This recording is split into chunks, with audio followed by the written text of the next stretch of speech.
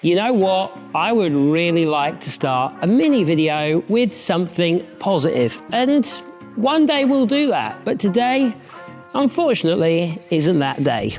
One thing I completely forgot about that was coming up was the MOT. And I'm not holding a pass sheet in front of me. Can you guess what might be on this? Let's get into it. Let's start with the easy stuff. Monitor and repair if necessary. Well, one pretty obvious thing is we don't have front arches, and I knew when I took this in for its MOT that things were going to come up. So tyre and wheel protruding beyond the wheel arch on the front, which honestly I thought would be a fail. So the fact it's in monitor and repair if necessary, yeah, surprise.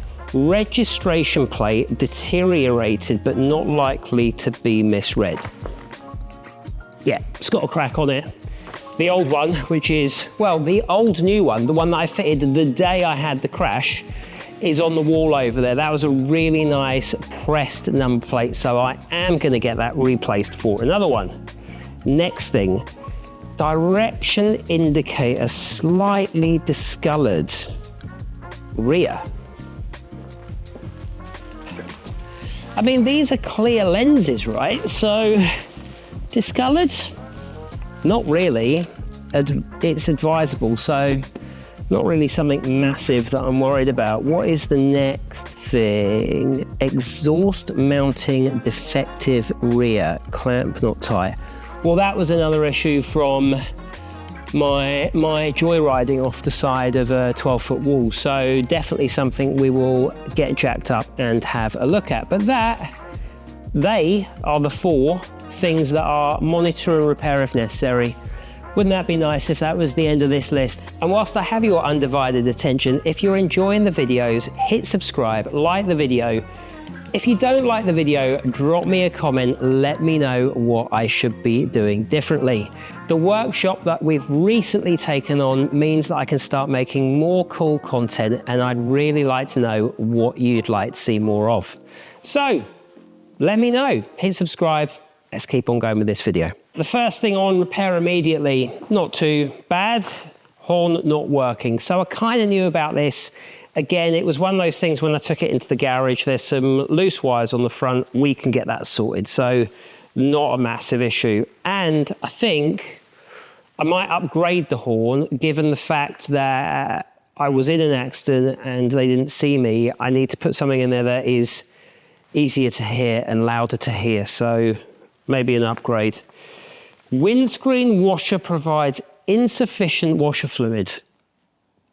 It's like a 50-year-old design. It's the same as my Land Rovers. They're just a bit crap, to be honest. So, well, 3D scanning booklet. So, yeah, I don't really know what we can do about that. I think that'll be a conversation to be had with the MOT station. All direction indicators not working near side front.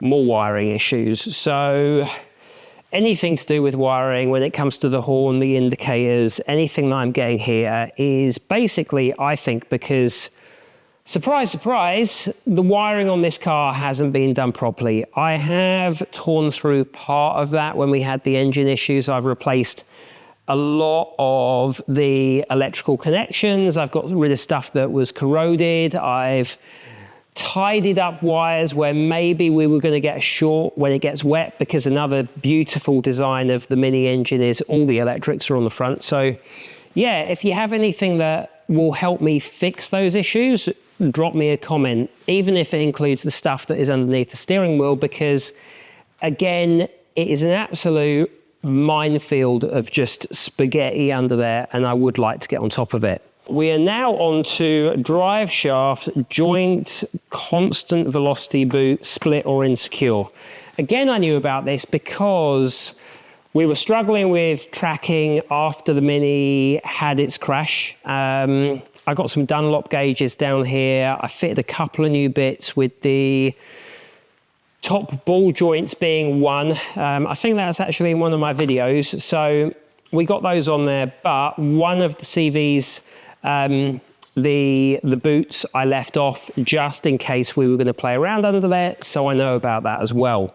However, what is surprising is the next thing on here is wheel bearing has excessive play front, near side and offside. So that's confusing because I've checked the wheel bearings and I don't think there's anything wrong with them. I think the play is actually coming from the steering rack, and I think the reason for that is that the threads had become corroded, so even when you're tightening up, there is still play there. I don't believe it's the what's the word I'm looking for? Wheel bearings. So I don't think it's the wheel bearings, but we will find out. So far, nothing crazy bad on this list. Emissions unable to be completed. No idea how we're going to deal with that, but I'm sure we'll have a phone call and we can figure that out. Service brake efficiency below requirements. Again, something super easy to fix, not an issue at all. Parking brake efficiency below requirements. I mean, that's a lie, right? It's either working or it's not working. Anyway, something else for me to check, but that is all of the repair immediately major defect section. The do not drive until repaired section. This is the dangerous defects. So this is the stuff I might need to worry about. Driver's seat moving inadvertently. I mean, it's a hinge on the front of the seat. You don't even have connections on the back. Should that even be an MOT fail? It's 100% secure. Let me know. It also says passenger seat insecure.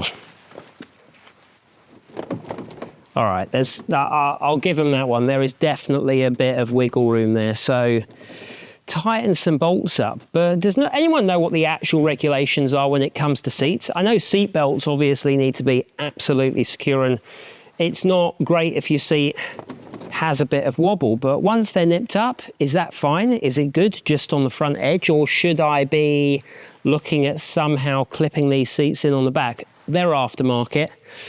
They're race seats, they fit in here, they work, but I'm open to suggestions on that one. Here's the biggie. There's two of them. The first one is integral body structure strengthening plate or fastening so insecure that structural rigidity is seriously reduced on the rear. Seriously weakened rear subframe mounting points. This is something that absolutely needs to be addressed for so many reasons. If I wanted to sell it, if I wanted to keep it, if I want to drive it, like I can't be driving a car where I'm worrying if the back of the car is going to do a Herbie and disconnect from the front. It is something I wouldn't say I'm gutted about, because the car really has thrown up so many issues that I've realized I bought this totally emotively, which we've all done before. And the issues that keep coming up, the new issues, that's how I'm paying for it. So there are things, I spoke to the MOT station about this, and they have kind of said, you know, it can be welded up, it can be fixed. But I think as we're coming into winter, summer's been a write-off anyway. You know, we're going to get this car up on blocks, take the rear subframe off. It's going to give me a chance to really get to know the Mini, getting through these small issues and these big ones. But yeah, there is going to be a video on getting the rear subframe completely removed from the vehicle so I can have a look at the back of the car, do any welding that I need to. I've got all the gear now. I'll bring you along for that. Welding is something that I've been teaching myself for a couple of years now, and I'm slowly getting better. Certainly good enough, I think, to start doing some good jobs. So that was one of two biggies on this MOT fail sheet. The other one was integral body structure strengthening plate or fastening so insecure that structural rigidity is seriously reduced on the front. And in brackets it says outer subframe and sills weakened. So,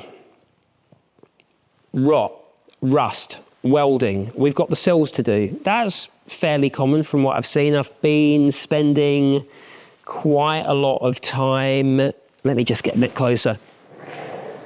I've been spending quite a lot of time looking at videos on doing rust repairs, sill replacements. The parts aren't crazy expensive, so I can get that done. And the other thing again is it's the front subframe and making sure that all of the points are not just fixed, but we also get this car a bit straighter, because I think that there were some issues when we had the crash that have meant things may have moved a little bit, not a lot, but you know, we can rejig things around. I can get a measuring tape on there and I can fix it. Right, whilst I've got you, let me show you the other, well, one of the other million jobs I've been doing. So as well as having this amazing workshop space out here, there is also a side unit, which I didn't really pay much attention to, but I've been clearing it, and it's actually about 40 foot, well, it's a 40 foot shipping container, so it's pretty massive. There's different things I could do with this, so maybe you could give me some input. I've got the workshop out there. Should I use this for car storage? Should I maybe just empty it and put the Mini, the Carman, the GT6 in here and wheel stuff through there when I'm working on it? Or do I put in a paint booth? It's not that wide, but with the classics, you could absolutely kind of work your way around vehicles, get it warm enough to do something like that. Or third option, bring in all of my camera gear, my office stuff, maybe put some windows in and actually turn this into a nice office space, carpet it, get it kind of winter ready for another slightly different creative space. Anyway, as I say, bite-sized chunks, bit of this, bit of the Mini, stuff on Wandering Icon, stuff on the Holiday House, but they're all moving forwards. Let me know what I should do. So, just a quickie this week. Everyone loves a quickie, but missed. But we're getting somewhere. We know what we need to fix on the car, and summer is hopefully only 7 months away. If this is Scotland, it could be 10 years away. I have no idea. If you have a Mini that you're struggling with, please let me know, because this is an ongoing battle to get this thing to a point where I'm actually going to enjoy it. I bought this as a turnkey car. I should not have bought this as on spur of the moment as I have. I'm definitely down money wise, but it's going to get done. We're going to do some trips in it. I'd really like to take it to Europe, maybe down to Morocco. I think that would be really cool as a road trip. But for now, as I say, just a quick one to let you know what's going on with Martin the Mini, and let me know how I can fix it, because I need, let's face it, all the help I can get. Anyway, I'll catch you next time. Bye guys.